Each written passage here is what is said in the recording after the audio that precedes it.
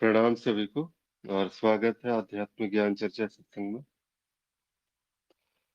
हमारा जो आज का विषय है, जिस विषय पे शुरुआत करने का एक भाव आया है, सबसे पहला विषय है कि एक प्रश्न है कि आप क्या चुनिएगा, ज्ञान में मरना या ज्ञान में हजार वर्ष तक जीना।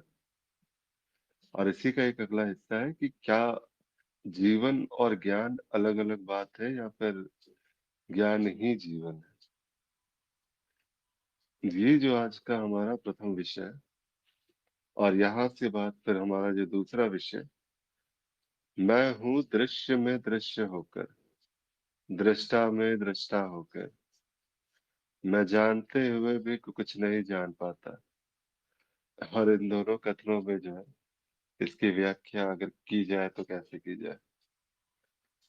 कुछ यही भाव है आज गुरु क्षेत्र की तरफ से। ये भाव इस प्रकार से थोड़ा आज शुरू किया जाए।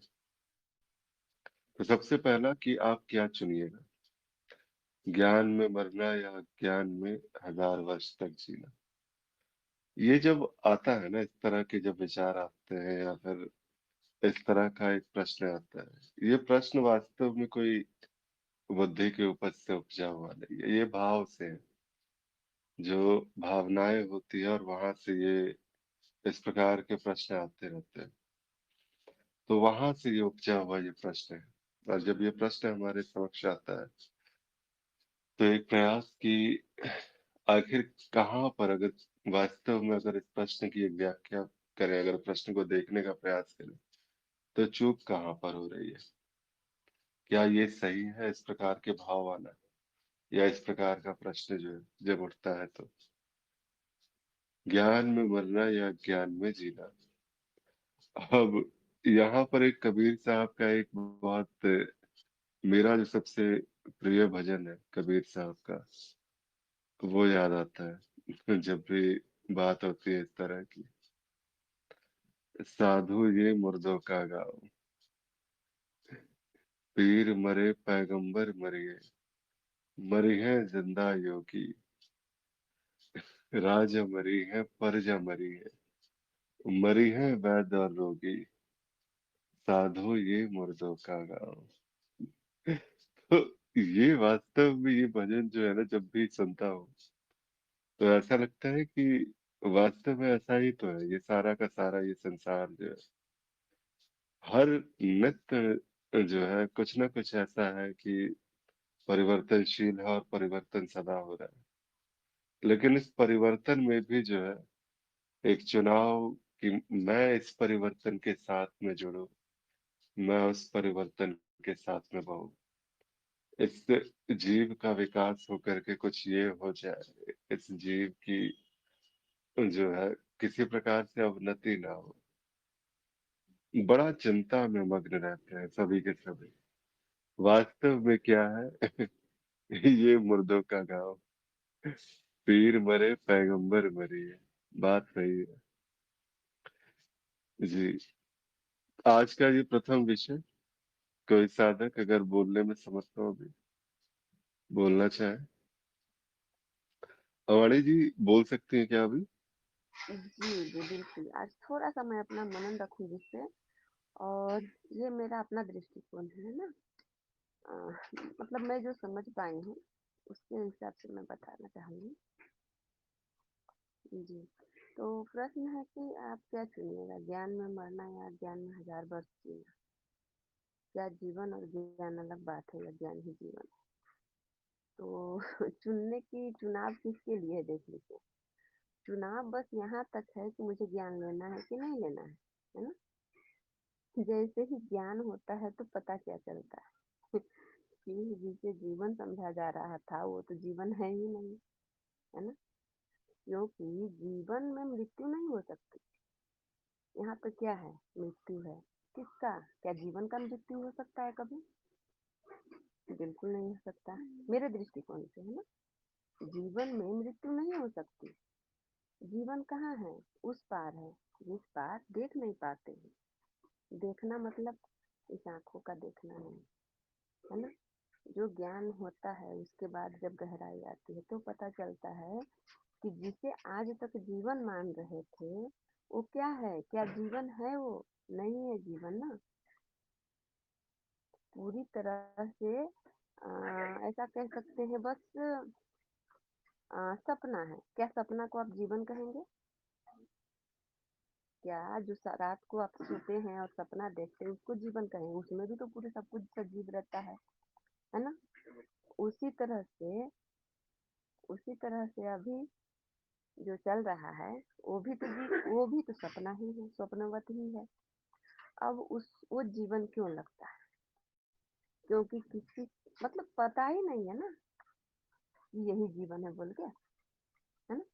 अब जब ज्ञान हो गया, है ना, ज्ञान क्या होगा? ज्ञान का जब नाश हुआ तो यही पता चला कि जीवन में मृत्यु नहीं हो सकती। और वो जीवन किसकी बात की जा रही है यहाँ पे?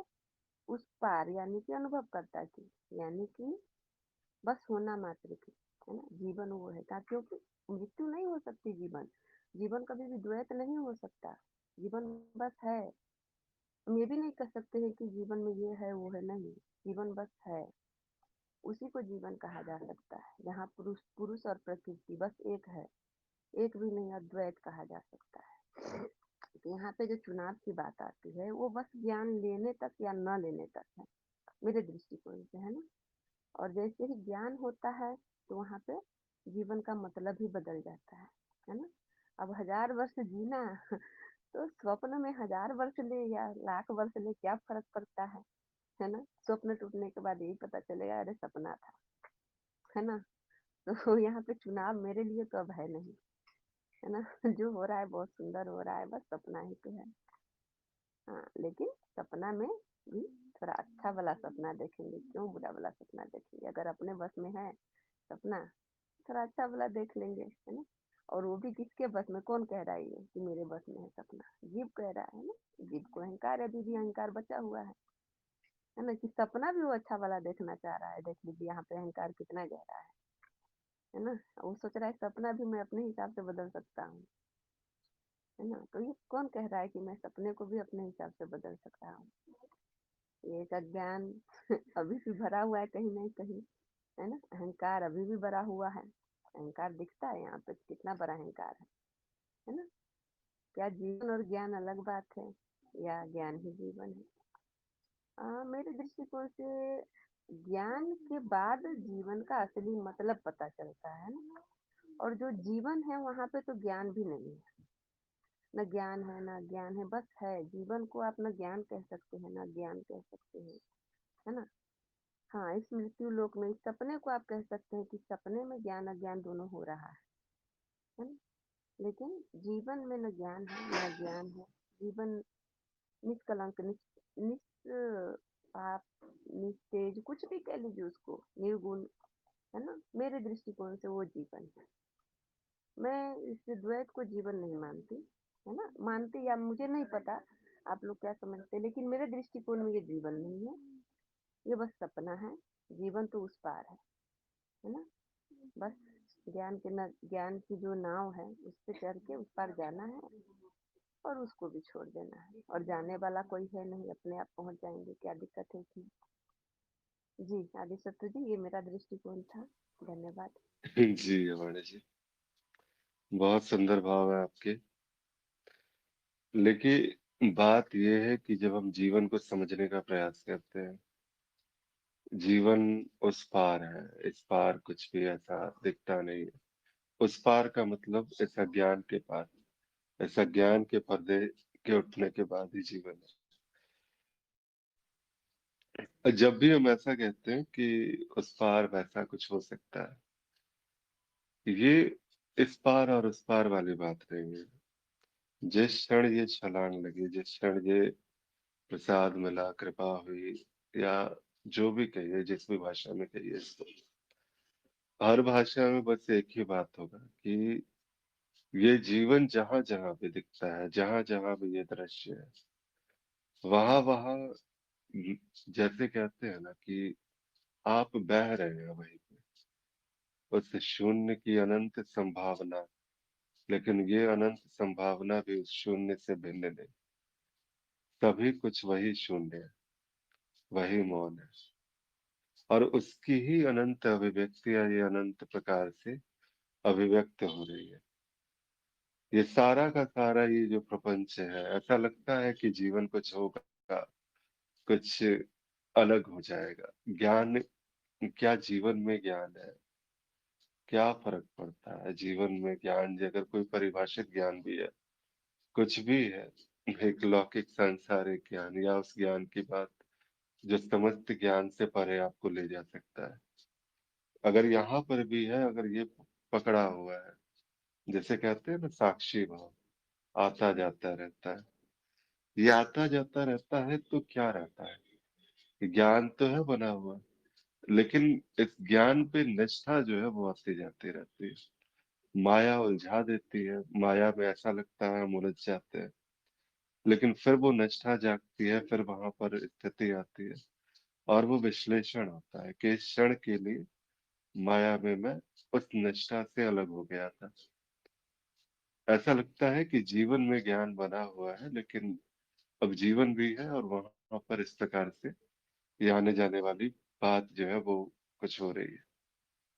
लेकिन ये आना जाना, ये इधर उधर की भाग दौड़, इस सब के परे एक बार जैसे कहते हैं ना वो पूर्ण निष्ठा, उससे अहम का जो पूर्ण शुद्धिकरण, शुद्धिकरण भी नहीं कहते हैं, बस अहम का टिक जाना, उससे अपने स्वरूप पे, अपने स्वभाव पे, उस अनुभव करता पे, वहां से अगर देखने का प्रयास, अगर कभी भी कुछ भी अगर वहां से दिखता है, तो सिर्फ इतना ही दिखता है कि अगर जीवन है, जीवन की हर जो कोना, इसका हर आंगन, हर बात इसकी निराली है, और हर बात उतना ही, वो कुछ भी भिन्न नहीं लगता। क्या है जो आपसे भिन्न हो सकता है? कभी कुछ हो भी नहीं सकता।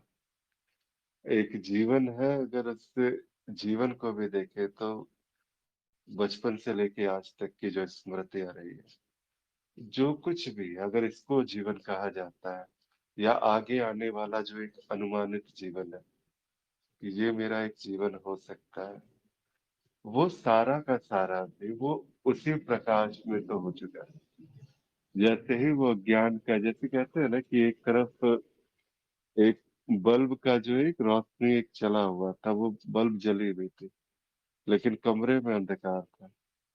जैसे ही ये पर्दा हटा और ये सारा जो है कमरे का दरवाजा खोल दिया गया, दीवारें हटा दी गई, अब क्या है, अब ये कमरा पूर्ण प्रकाशित है, वही प्रकाश यहाँ पर भी आ चुका है। तो ये जीवन जो अंधकार युक्त दिखता था वो अब प्रकाश में है, और जब प्रकाश है तो फिर पूरा का पूरा जीवन ज्ञान से अलग कुछ बात नहीं हो सकती। ज्ञान ही वो प्रकाश है जो अंततः इस जीवन के रूप में दिखाई देता है। ये उस पार की बात नहीं है, उससे कहीं जैसे ही हम कहते हैं उस पार, उसको फिर वहां पर एक विभाजन सा हो जाता है, उसको हम अपने से अलग कर देते हैं। ये अलग वाली बात नहीं है, किसी प्रकार से एक अंशु जी, भिन्नता की बात नहीं एक है। मिनट आप जब जी, तो कोई शब्द तो बोलना पड़ेगा ना। जो बात की जा रही है यहाँ पे, ठीक है, चाहे उस पार की हो, चाहे मौन की हो, चाहे होना मात्र की हो, बिना शब्द के कैसे समझने वाले तो समझ गए, ठीक है। समझाएंगे कैसे हम, क्योंकि उसके लिए तो हम्म। कोई शब्द ही नहीं बना है, शब्दों के परे है वो। अब मत बताइए। समझाइए ना, मत समझाइए, बहिए बस इसमें, जैसे ही भाव आता है ना, समझाना नहीं है। आप दो अब है ही देख नहीं, किसको समझाएंगे मैं? अब देखिए अब देखिए यहाँ पे तो ये सत्संग किस काम की, बताइए। कोई मान देखिए, लीजिए। ये अभिव्यक्ति है, ये सारा का सारा ये आध्यात्मिक ज्ञान चर्चा जब कहते हैं, तो हाँ, सिर्फ अभिव्यक्ति है। प्रश्न सिर्फ समझाने के लिए, समझने के लिए नहीं, प्रश्न है हाँ, अपने भीतर उतरने के लिए। वही तो बोल रही हूँ एक मैं। तो जैसे कि अब देखिए, गुरुजन तो समझ गए, ठीक है, वो समझ के आगे हो गए, है ना। वो हो गए, जो थे, वो जो होना था वो तो हो गए। अब वो सोचते कि अरे इसको तो अब शब्दों में नहीं लाया जा सकता, तो क्या कभी कोई आप और मैं इस मार्ग पे होते क्या। देखिए एक प्रकृति चीज है। के भरोसे चल रहे होते हैं ना। प्रकृति जब चाहती हम्म, तब होता। गुरुजन की तो एक कृपा है ना कि उन्होंने अपना मौन तोड़ा, जानते हुए कि इस मौन की व्याख्या नहीं की जा सकती, फिर भी उन्होंने अपना मौन को तोड़ा और कुछ लिख दिए, कुछ बोल दिए, कुछ समझाने का प्रयास कर दिया कि देखो ये शब्दों के परे है, फिर भी शब्दों में बताने का प्रयास किया जा रहा है, देख लो, है ना? तो उस पार कहें, मौन कहें, है ना, होना मात्र कहे, अस्तित्व कहें, कुछ भी कहें, शब्द तो लाना पड़ेगा। जब सत्संग है, जब प्रश्न है, तो अभिव्यक्ति तो आनी है, और अभिव्यक्ति आएगी तो शब्द तो लाने पड़ेंगे, है ना? चाहे ये पता हो कि इसको शब्दों में ना बयान कर पाए, फिर भी शब्द तो लाने पड़ेंगे। तो मेरे दृष्टिकोण से, है ना, यही सत्य है, यहाँ पे सभी जानती है बात। जी आदित्य चलिए, जी। अच्छी बात है जी। बात वही है। देखिए, एक चीज है कि ऐसा लगता है कि गुरुजनों ने वो मौन तोड़ा और वो ये कृपा हुई और ये सारा चीज हुआ। वास्तविकता में कभी वो मौन टूटा ही नहीं। एक बार अगर वो मौन व्याप्त हुआ तो उस मौन की अभिव्यक्ति जो है वो बस अभिव्यक्त हुई। यहाँ पर वही प्रयास होता है जब हम इस प्रकार के सत्संगों में आते हैं। बहुत सारे सत्संग है जहाँ पर एक प्रश्न है और वहां पर किसी प्रकार का एक उत्तर देने का प्रयास है। जब भी बात आपकी होती है, क्योंकि ये बात कहीं और नहीं है, हम सब एक बार अपने भीतर उतर के देखते हैं कि जैसे ही वो जो भीतर उतरना जब घटित होता है, ये सारी की सारी अभिव्यक्ति, क्या वास्तव में ये सत्संग भी हो रहा है?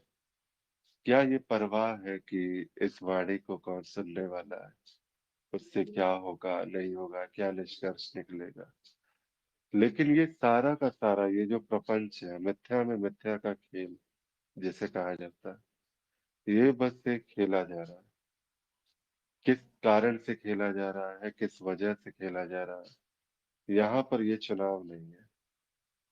निष्कर्ष, जैसे कहते हैं ना कि गंगा तो सदा से पवित्र ही थी, उसे देखने वाले ने उससे मैला कर दिया। तो ये जब भाव आते हैं, जब भी इस प्रकार के, जब गुरुजन भी अगर कहते हैं कि अहम ब्रह्मास्मि, या फिर अलग अलग प्रकार से जब उस मौन की व्याख्या करते हैं, वो सारी की सारी व्याख्या जो है, क्योंकि वो व्याख्या से परे है, वो शब्दातीत जिसे कहते हैं, वहां है वो, शब्दों से परे है। लेकिन फिर भी ये सब होते हुए भी शब्द चुने गए, शब्दों के साथ जुड़ा गया और उन शब्दों के साथ बहा गया, अगर कहा जाए तो सही में। तो ये सब का सब जो प्रपंच किया गया, ये क्या वास्तव में जो है किसी प्रकार से वो मौन भंग हुई क्या? क्योंकि ये मिथ्या का जो खेल था, वो खेल बस है। और ऐसा ही है, ये अभिव्यक्ति है उनके लिए, ये काव्यात्मक अभिव्यक्ति है, एक रचनात्मक अभिव्यक्ति, उस आनंद की अभिव्यक्ति, उस प्रेम की अभिव्यक्ति। और उसमें से जो है, जब हम उसका एक निष्कर्ष निकालना शुरू करते हैं, एक निचोड़ निकालना कि ये ऐसा ही है, और शब्दों में डूबना शुरू करते हैं, तो वहां पर जो है ये कुछ जो है वो अलग सी बात हो जाती है।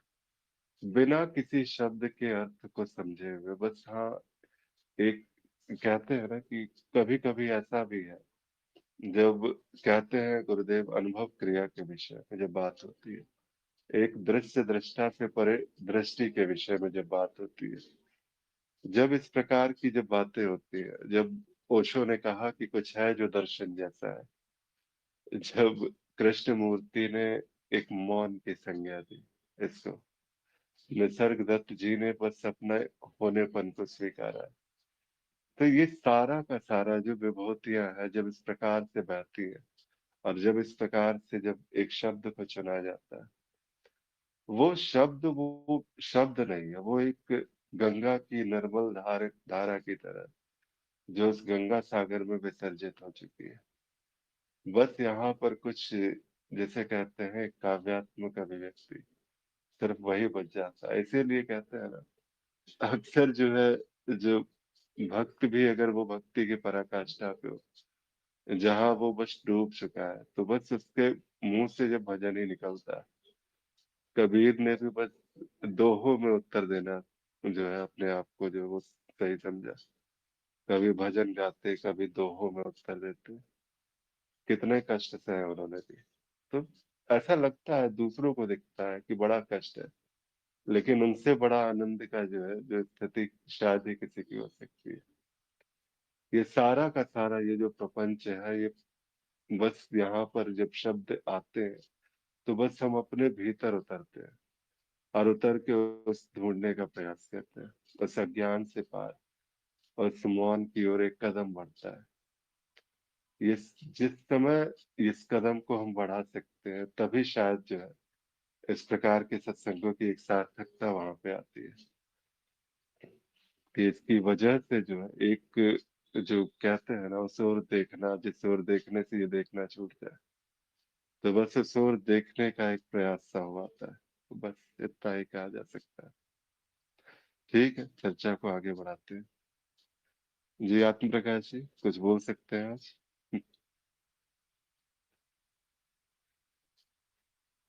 सुबह सुबह बड़े व्यस्त रहते हैं आप लोग।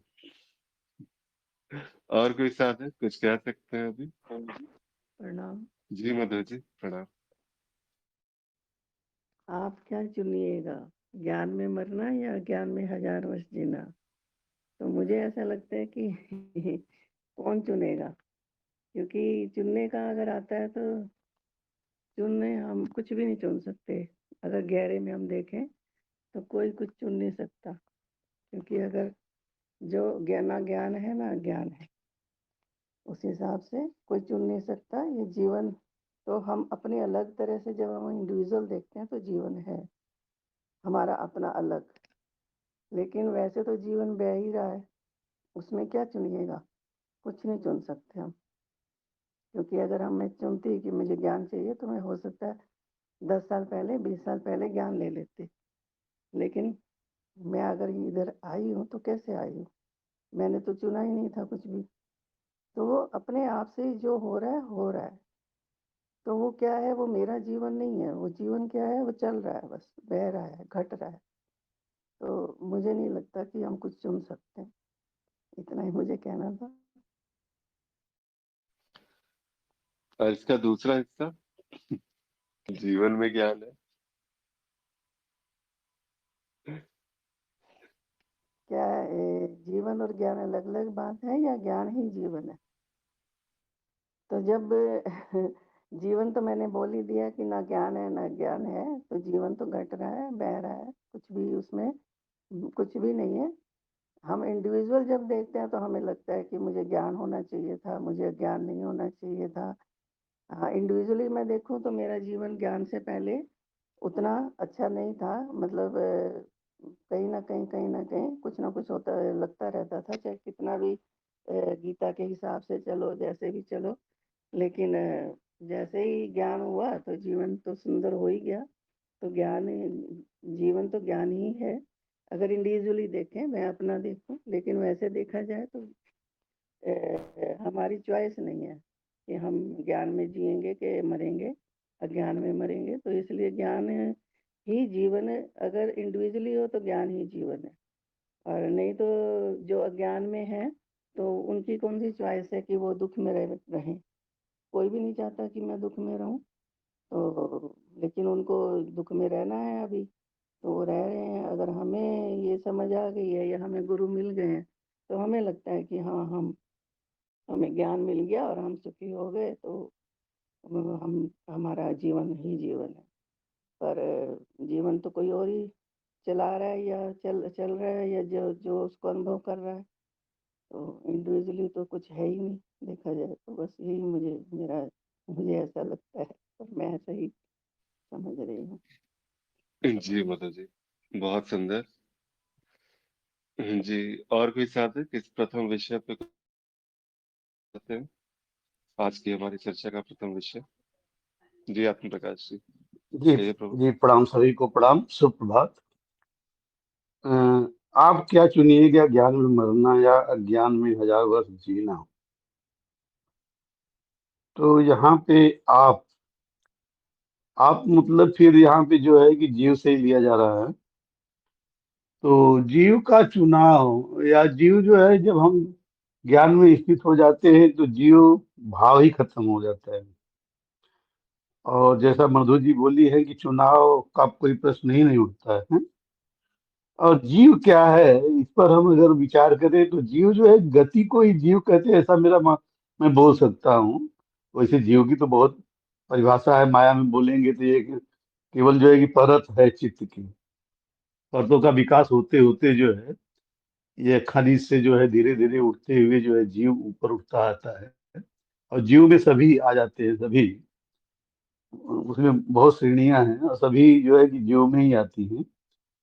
तो चुनाव रहित हो जाता है आदमी, ऐसा बोल सकते हैं, जब उसका अज्ञान दूर हो जाता है तब। और अज्ञान क्या है, सबको मालूम है, जो थोपा गया है। अज्ञान क्या है, उनको हटा देना ही ज्ञान है। जब ज्ञान हो गया है, तब मरने जीने की इच्छा किसी की रहती नहीं है, ना कोई चुनाव रहता है। बस उस गति में बहते रहना ही जो है जीवन है। और जीव का वही काम बच जाता है माया में, कि बस उस गति में गतिशील हो जाना। जैसे नदी के प्रवाह में जो है छोड़ दीजिए, जहां वो ले जाना चाहेगी वो ले जाएगी। और विरोध करेंगे तो तुरंत खत्म हो जाएगी। और विरोध नहीं करेंगे तो जब तक जीवन है तब तक गतिशील होते रहिए। तो विरोध न करते हुए गतिशील होना ही जीवन है। और चुनाव, कोई चुनाव नहीं है, चुनाव रहित ही हो जाना ज्ञान का यही परिणाम है। क्या जीवन क्या जीवन और ज्ञान अलग बात है, या ज्ञान ही जीवन है? जी, ये बोला जा सकता है कि अगर जो है कि आपको ज्ञान हो गया है और ज्ञान में स्पष्टता आ गई है, तो फिर जो है कि जीवन जीवन जैसे नहीं रहेगा, फिर ज्ञान ही जीवन हो जाएगा। ज्ञान ही जीवन का अर्थ है कि जो है सो है। फिर उसमें जो है, जैसे इसके पहले भाग में था कि चुनाव, तो वो चुनाव रहित हो जाता है। और ज्ञान को ऐसे मतलब जैसे कि स्मरण करने की चीज नहीं रह जाती है। फिर ज्ञान स्वरूप ही हो जाता है, वो ज्ञान स्वरूप मतलब ज्ञान अज्ञान की परे ही हो जाता है। और ज्ञान होने के बाद ज्ञान ही जीवन है। जीवन, अगर जीवन बोल रहे हैं और ज्ञान बोल रहे हैं तो माया में है, द्वैत में है। तो हाँ, बोला जा सकता है कि ज्ञान ही जीवन है। और ज्ञान होने के बाद जो है जीवन का जो गति हो जाती है, वो बहाव अपने आप ही होता है। तो ज्ञान ही जीवन है, ऐसा बोल सकते हैं। उसमें कोई विरोधाभास हमें नहीं लगता है। जी, आज से प्रणाम। जी, बहुत सुंदर आत्म प्रकाश जी। और कोई साधक जो इस प्रथम विषय पे कुछ कहना चाहते हैं? निशिगंधा जी बोल सकती हैं अभी। जी, व्यस्त है लगता है अभी। ठीक है। जी जी, प्रणाम प्रणाम सभी को। जी, प्रणाम प्रणाम। जैसा अभी कहा ना, तो बिल्कुल सही है। केवल दो ही है दृष्टिकोण जीवन जीने के लिए, एक ज्ञानी का है और एक अज्ञानी का है। अब बहुत ही बड़ा टॉपिक है वैसे। जीना और मरना, ज्ञान और अज्ञान, और बहुत लंबा जीना है। तो बहुत सारी चीजें हैं, लेकिन जीव बन के ये जीवपना क्यों मिला है? किसी न किसी अज्ञान के वश ही मिला है। तो जो अज्ञानी है, उसके लिए जो जीवन है वो तो हर पल मृत्यु है, हर पल मरण है, हर क्षण मरण है। लेकिन उसको पता ही नहीं है वो। लेकिन अज्ञानी उसी को सच भी मानता है, उसको जीता है। तो उसको अगर 1000 साल भी आयु मिले तो वो जी लेगा। वो पुराण में कोई कथा भी आती है कि एक राजा था, तो उसने अपने पुरु राजा की है, पुरु राजा के जो पिता है, तो उन्होंने, वो सबसे छोटा वाला बेटा था, तो उसने अपनी आयु अपने पिताजी को दे दी। लेकिन 1000 साल जीने के बाद भी उनकी कामनाएं, वासनाएं तृप्ति ही नहीं हुई। तो उन्होंने वो आयु अपने बेटे को लौटा दी। और पुरु का नाम देखिए अभी भी पुराणों में बहुत बड़ी आदर से लिया जाता है। तो ये तो ऐसी बात है ना कि अगर हम अज्ञान में हैं तो समय बढ़ता ही जाएगा, ये माया कभी खत्म ही नहीं होगी। और बस वही का वही, कितना भी घूमे कोलू का बैल वहीं पे होगा। और ज्ञानी के लिए तो क्या है, ज्ञानी के लिए ना जन्मना है ना मरना है। बस एक बार वो लख जाए तो जिधर भी वो देखेगा वहां पे जीवन है, और उसके लिए तो सबसे सब कुछ परे है। तो ये हजारों बरस जीना भी क्या, अगर है प्रारब्धवश, तो संतों ने जिया भी है। प्रारब्धवश नहीं है तो ज्ञानेश्वर जी जैसे है, जिन्होंने 18-20 साल के छोटे उम्र से उनका जब कार्य संपूर्ण हो गया तो जीवंत रूप से समाधि, संजीवन समाधि भी ले ली है।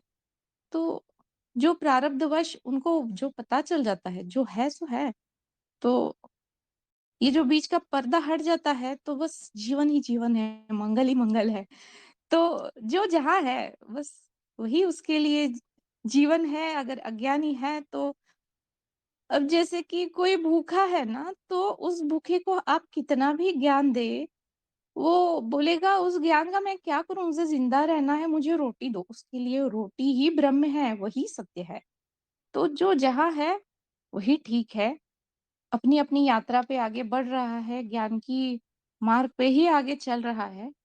तो हर एक दृष्टिकोण कोई भी गलत नहीं है, और अपनी अपनी हिसाब से अपने अपने प्रारब्ध को भोगते हुए वो आगे ही बढ़ रहा है। तो बहुत सारे दृष्टिकोण यहाँ पे हो सकते हैं। जी जी जी, आदि सत्य जी। जी निशिंदा जी, बहुत सुंदर। ययाति की कथा, और ययाति और शुक्राचार्य की पुत्री, और वहां पर फिर ये सारा का सारा 1000 वर्ष का भोग, और उसके बाद भोग भोग के कितना ही भोग लोगे। तो जब ये इस प्रकार से जब कथाएं हमारे सामने आती तो ये भी एक प्रमाण सा मिलता है कि देख लो, भोग भोग के आखिर कितना ही भोग लोगे। ये 1000 वर्षों का जीवन भी जो है वो कम पड़ जाता है। ये 1000 वर्षों तक, क्योंकि अज्ञान में वो तृप्ति नहीं है। वो जैसे कहते हैं ना वो, कि ये प्यास और भी जो है वो प्यास बनाती है, इच्छाएं और इच्छाओं को जगाती है। तो ये सारा का सारा जीवन जीने के बाद भी जो है वो निष्कर्ष वहां पर नहीं निकल पाता है। और अगर यहाँ पर जिसे कहते हैं कि चुनाव जैसा, आप क्या चुनिएगा, ये अगर आप जैसा अगर कुछ भी बना हुआ है तो वहां पर चुनाव होता है कि जैसे ही आप है तो आपके होने से ये चुनाव प्रकट है।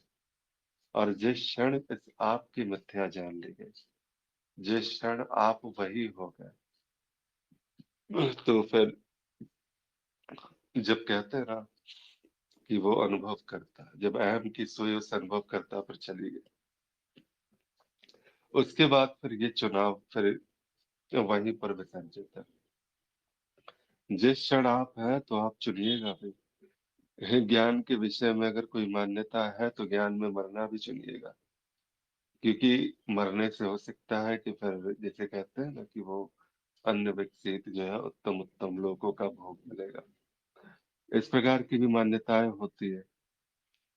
या फिर दूसरा जो होता है वो अज्ञान में 1000 वर्ष तक जीना। यहाँ पर भी जो है एक प्रकार से एक मान्यता होती है कि अज्ञान में 1000 वर्ष अगर है, स्वप्न ही है तो जरा अच्छा सा स्वप्न और 1000 वर्षों तक चले, क्या इसमें क्या दिक्कत है यहाँ पर। लेकिन जिस क्षण इस आप का विसर्जन हुआ, जिस क्षण ये आप जैसा जो बात है वो पीछे छूटी, उसी क्षण ये बात भी जो है वो घटित हुई, स्पष्ट हो गई वहां पर, कि ये अब ये चुनाव से परे है। ज्ञान में मृत्यु हो तो भी वैसी कोई बात नहीं है वहां। कि क्या, अज्ञान में 1000 वर्ष तक जीना, इस दोनों के बीच में यहाँ चुनाव वाली बात नहीं है। जैसे कहते हैं ना कि बस सब ज्ञान अज्ञान सब कुछ पूर्ण है, सब कुछ सुंदर है। वही जो प्रथम श्लोक जो है, पूर्णमद पूर्णमिदं पूर्णमुदच्यते और वहां से जो है पूर्ण से पूर्ण निकालोगे तो पूर्ण ही रहेगा।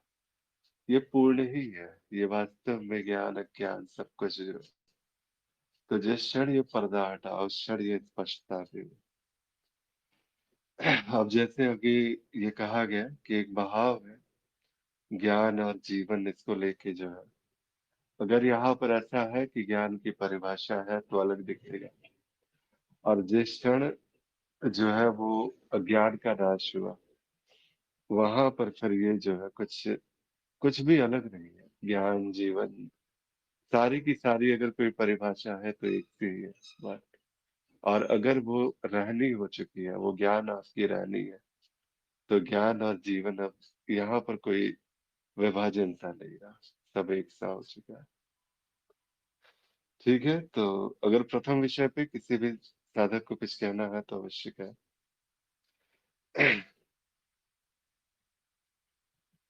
तो अब हम अगले विषय की ओर चलते हैं। आज का हमारी चर्चा का अगला विषय,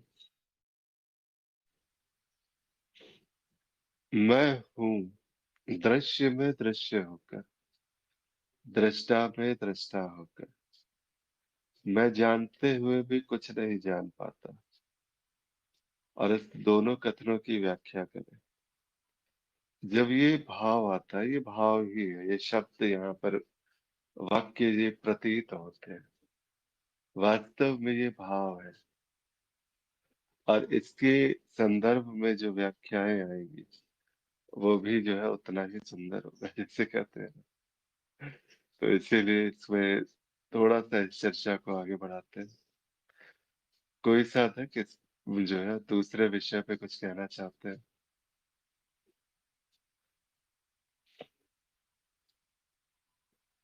आत्म प्रकाश जी कुछ बोल पाइएगा?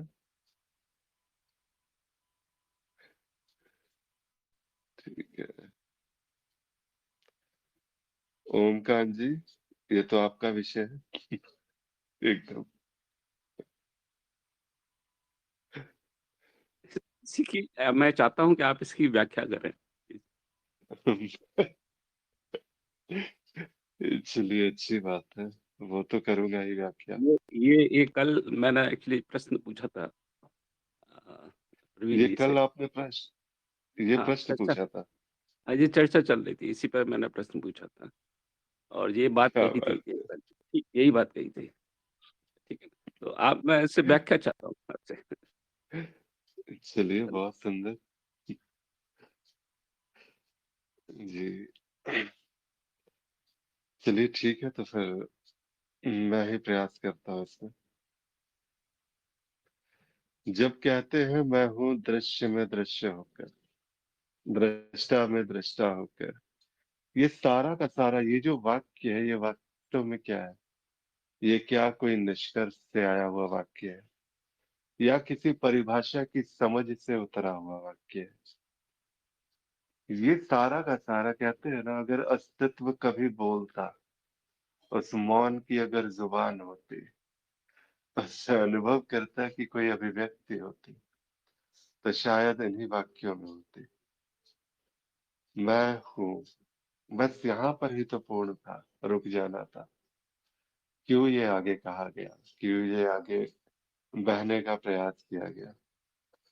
दृश्य में दृश्य होकर, एक तो बुद्धि की समझ आती है, ऐसा लगता है कि ये सारा का सारा अस्तित्व जो है, ये सारा का सारा ये जो समझ है कि दृश्य मुझसे भिन्न नहीं, दृश्य ही दृष्टा है। जो एक भाव आता है ना कि दृश्य ही दृष्टा है, ये भी एक परिभाषित समझ है यहाँ पे। और वो यहाँ पे आके एक निष्कर्ष दिखा देती है कि वास्तव में दृश्य ही दृष्टा है। तो ये तो मुझे सत्य सा ही प्रतीत होता है कि है ऐसा जो दृश्य में दृश्य होकर वास कर रहा है, और कुछ है ऐसा जो इस दृश्य को सबसे करीब से जान पा रहा है। ये एक अभिव्यक्ति जो है उस ओर इशारा ऐसा लगता है। दूसरी बात, जैसे ही दृष्टा में दृष्टा होकर बात आती है, तो यहाँ पर जो है वो समझ जो है वो छोड़ देती है, फिर छूट जाती है कि ये कैसे हो सकता है कि दो दृष्टा थोड़ी हो सकते हैं। कि दृष्टा के भीतर दृष्टा हो जाए। दृश्य तो फिर भी समझ में आता है कि दृश्य में दृश्य होकर के ये थोड़ा लगता है अनंत संभावनाएं हैं, तो ये भी कोई संभावना हो सकती है, लेकिन दृष्टा में दृष्टा होकर ये कैसे हो सकता है? तो ये जो भाव है, ये जो शब्द है, वास्तव में क्या है? ये अस्तित्व की भाषा है, अस्तित्व की जुबान है, उस मौन की अभिव्यक्ति है। जब वो बहता, जब वो उसे कहने का प्रयास करता, तो शायद इसी प्रकार से वो कहने का एक चीजें प्रकट होती है। इसको समझना नहीं है वास्तव में। यहाँ पर जैसे कहते हैं ना कि व्याख्या वाली बात, ये व्याख्या से इसको जाना नहीं जा सकता, इसकी कोई व्याख्या नहीं हो सकती। ये एक भीतर उतरने की बात है। देखिए ना, एक बार उस समस्त दृश्य जो आपके आसपास है, उस ओर जा करके तो देखिए, उस ओर देखने का तो प्रयास कीजिए। अभी इसी क्षण क्या ऐसा है कि ये सारा का सारा दृश्य, ये कुछ भी ऐसा है जो आपसे भिन्न सा भी प्रतीत होता है? ये सब कुछ जैसे कहते हैं ना कि वही जो शुरुआत में मैंने अभी एक जो भजन जो है कबीर का जो कहा था कि साधो रे ये मुर्दों का गाँव, तो अंततः सभी मरणशील है। ये मुर्दों का गाँव है, ये सारा का सारा सब परिवर्तनशील है। कुछ भी यहाँ पर स्थायी नहीं है, कुछ भी यहाँ पर वैसा नहीं है कि अब इसके बिना पता नहीं जो है यही तो मेरा सत्य होना चाहिए। माया को, ये जब हम कहते हैं माया की जब व्याख्या करते हैं, माया को ब्रह्म से भिन्न नहीं जाना जा सकता, शक्ति को शिव से अलग नहीं जाना जा सकता। शक्ति क्या है वास्तव में? शिव का प्रेम ही तो है। वो प्रेम जब वो मूर्तमान स्वरूप में ढलता है, तो वहां पर वो शक्ति दिखती है। वो शिव का प्रेम है, वो आपका प्रेम, ये सारा का सारा ये दृश्य जो है, ये उसी प्रेम की अभिव्यक्ति है, और ये प्रेम से भिन्न नहीं। ये सारा का सारा जो प्रपंच है, ये बिल्कुल भी ऐसा नहीं लगता। मैं रहता हूँ ये नहीं कहता, मैं बहता हूँ ये भी नहीं। मैं दृश्य हो जाता हूँ जब जब मैं इस दृश्य को देखता हूँ। मेरा होना कुछ इस प्रकार से, जब जब एक तरंग यहाँ से दिखती है कि कुछ है ऐसा जो खिड़की दरवाजों के रूप में, इन चार दीवारी के रूप में एक भाषित सा है, उसी क्षण ये तरंग पुनः जो आसमान में समाहित होती है। और ये देखते देखते ही बस ऐसा है कि ये दृश्य हो जाता है। मैं हूँ, बस इतना ही तो था, लेकिन दृष्टा में दृष्टा होकर। अगर दृष्टा की कोई परिभाषा है, दृष्टा को समझने का प्रयास है, तो मैं उस समझ के साथ भी समझता हूँ सब कुछ, और समझते हुए उस समझ का विसर्जन भी कर देता हूँ। लेकिन ये सब कुछ होता हुआ भी, ये सारा का सारा प्रपंच होता हुआ भी, स्वयं को उस दृष्टा से, उस शिव से भिन्न नहीं पाता। बस वही मौन है। उस मौन की अभिव्यक्ति में कभी कोई दृष्टा कह देता है, कभी कोई आत्मन कह देता है, कभी कोई साक्षी कह देता है। क्या ये कुछ अलग सी बात हो गई? यही तो है वो अनंत अभिव्यक्तियों में से कुछ चुनी हुई अभिव्यक्तियां। आज दृष्टा के साथ किसी ने पुकारा है तो मैं दृष्टा हो गया, किसी ने साक्षी कहा तो मैं साक्षी हो गया। मैं हूँ कुछ इसी प्रकार से हूँ, बस इतना ही कहा जा सकता है। इसके आगे जो इसका एक दूसरा वाक्य है यहाँ पर, मैं जानते हुए भी कुछ नहीं जान पाता। इतना सब कुछ कहा गया कि मैं दृश्य हूँ, मैं दृश्य होकर हूँ, तो दृश्य को मुझसे बेहतर कौन जान सकता है? मैं दृष्टा में दृष्टा होकर हूँ, तो मैं दृष्टा को मुझसे बेहतर कौन जान सकता है? लेकिन जब जब मैं जानने जाता हूँ, मैं कुछ भी जान नहीं पाता बस। इस दृश्य को बस देखते देखते जो है कुछ ऐसा लगता है जैसे ये जानकारी जो है, दृश्यों की जानकारी वो खो सी गई। कहते हैं ना, वो बच्चा जब जन्म लेता है तो वो सारी की सारी बातें जो है, एक दृश्य जो उसके सामने प्रकट है, उस दृश्य के विषय में उसे बताया जाता है, समझाया जाता है। जैसे ही जिस क्षण अब जो है, जिस क्षण इस दृश्य पर दृष्टि जाती है, उसी क्षण इस दृश्य से संबंधित जो भी समझ है, जो भी यादें हैं, जो भी जानकारियां हैं, वो पीछे छूट जाती है। सिर्फ और सिर्फ अज्ञता रह जाती है जो किसी भी प्रकार की जो है अब परिभाषाओं का मोहताज नहीं है। बस ये है ऐसा और ऐसा ही है। क्या यहाँ मैं कुछ जान पा रहा हूँ? मैं दिखता हूँ, मैं नहीं भी दिखता, और मैं कुछ इस प्रकार हूँ जो इस दृश्य से भिन्न नहीं होता, लेकिन फिर भी मैं जान नहीं पा रहा। जानने का प्रयास बहुत है, समझने का प्रयास बहुत है, लेकिन जितना समझता हूँ उतना ही बस इसमें खोता जाता हूँ। तो जैसे कहते हैं ना कि प्रेम में बस निष्कर्ष नहीं होते हैं, प्रेम में समझने का, जानने का प्रयास नहीं होता है। या तो प्रेम होगा या आप होंगे, यहाँ तो बस प्रेम है। तो सारी जानकारी, सारी जो समझ के परे है, बस समझते समझते उसी में जो है वो विलीनता सी आ जानी, वो बस विलीन सा हो जाना। ये कहते हुए ये जो शब्द आ रहे हैं, ये जो बातें आ रही है, क्या ये वास्तव में इसकी ऐसी ही व्याख्या है? बिल्कुल भी नहीं, और ना ही ये व्याख्या का कोई प्रयास है। बस ये एक अभिव्यक्ति है, ये भाव है। क्या ये शब्द बुद्धि से चुने जा रहे हैं?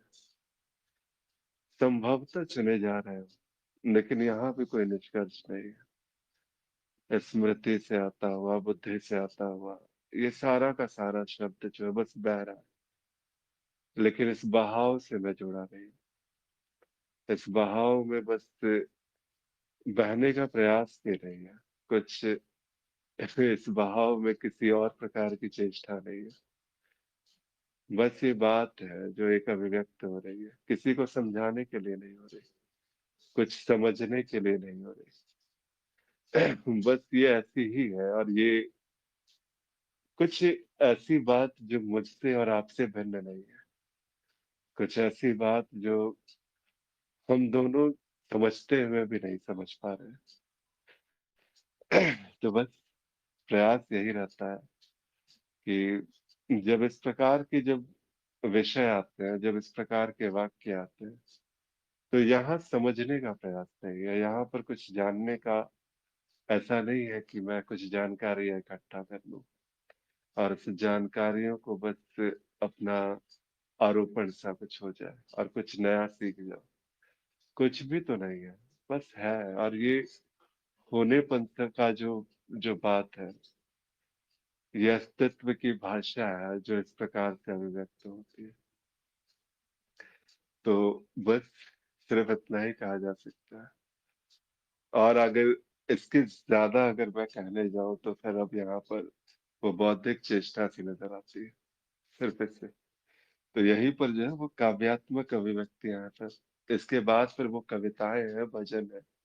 तो उसी प्रकार से इसको व्याख्या जो है वो मिल सकती है।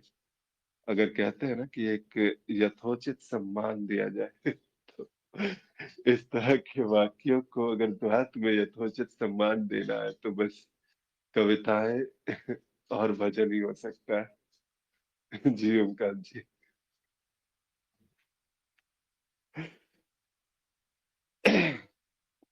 धन्यवाद।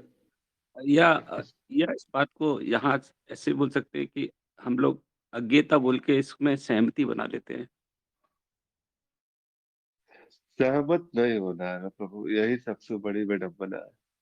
अज्ञेयता कह के भी अगर सहमत हो रहा है तो सहमति की एक परिभाषा है, फिर ये अज्ञेयता कहाँ रह गई? फिर तो आपने जान लिया क्या है अज्ञेय। खो हाँ जाइए ना उसमें। ये सहमति असहमति के पार का विषय है, बस हो जाइए वो चीज। अभी नहीं है, अभी इसी क्षण है। नहीं, जैसे कि एक गुरु जी हैं जो भी बोलते हैं, साधक सुनता है तो वो एक सुनकर एक निष्कर्ष पर तो पहुंचता है, या तो वो उससे असहमत होगा या सहमत होता है। अब इस विषय पर जाकर अ, गुरुजी भी कहते हैं कुछ ऐसा है, कुछ ऐसा हो जाइए, या ऐसा स्वाद है, या ऐसा इसका रस ऐसा है, या आप भी बोलते हैं कि ये गुलाब जामुन है और इसका मीठापन। तो ये तो शब्दों शब्द कहे जा रहे हैं बेसिकली, लेकिन स्थिति क्या है? तो उसको उसको उस भाव को प्रदर्शित नहीं कर सकते, तो अज्ञता हो गई। और इस बात को हम सहमति वर्ड इस्तेमाल इसलिए कह रहा हूँ कि वो चूंकि वहां पर इससे ज्यादा कुछ जाना नहीं जा रहा है इस समय, या अभी अभी नहीं जाना जा रहा है, या आगे का तो कुछ कहा नहीं जा सकता, लेकिन कुछ ऐसा ही है, बस ऐसा बोल सकते हैं, कुछ ऐसा ही है। और यहाँ के फिर स्थिति बिल्कुल अ, कुछ बोलने जैसी भी नहीं होती।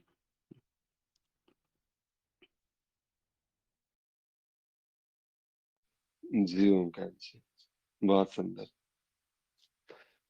वास्तविक बात यही है कि एक चर्चा, एक सत्संग का एक, कहते हैं ना कि वो मुख्य जो है बात यही होती है कि अंततः जो है, अगर वो उसका अंत अगर मौन पर हो तो शायद ये सत्संग की सार्थकता है। और ये वही है जो व्याख्या से परे है। बस एक ऐसी शांति जिस शांति में सब कुछ है, सब कुछ, ना जानते हुए भी जानना और ना जानना, ये दोनों एक साथ घटित है। बस अब हम सत्संग में चर्चाओं के दौरान इस विषयों पर बात करते हुए बस वो हो जाना। तो इसी प्रकार कोई और साधक कुछ कहना चाहते हैं दूसरे विषय पे?